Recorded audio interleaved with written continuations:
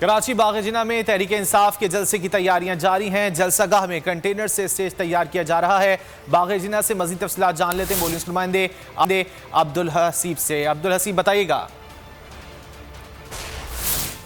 जी बिल्कुल, पाकिस्तान तहरीक इंसाफ कल जो है वो पावर शो करने जा रही है, कराची में बड़ा जलसा करने जा रही है और इसकी तैयारियां जो है शोर से जारी हैं।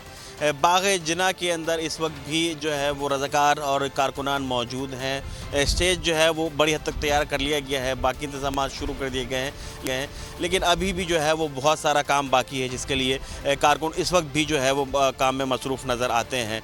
ये सामने आप देख सकते हैं एक बहुत बड़ा जो है वो एक स्टेज जो है उसका जो है वो एक खाका सा जो है वो सामने आ चुका है। अभी अगर बात की जाए तो यहाँ पर रज़ाकार और कारकुनान तो मौजूद हैं। जो क़यादत है पाकिस्तान तहरीक इंसाफ की, उनकी जानिब से यहाँ पर एक विज़िट तो ज़रूर रखा गया था, लेकिन वो प्रोग्राम जो है कैंसिल हो गया। जो मुकामी कायदीन हैं, मुकामी लीडर्स हैं जो तहरीक इंसाफ की, वो तो यहाँ पर नज़र आते हैं, लेकिन जो मरकज़ी क़यादत है वो जो है वो बताया जा रहा है कि शाम में यहाँ पर। बहुत शुक्रिया अब्दुल हसीब।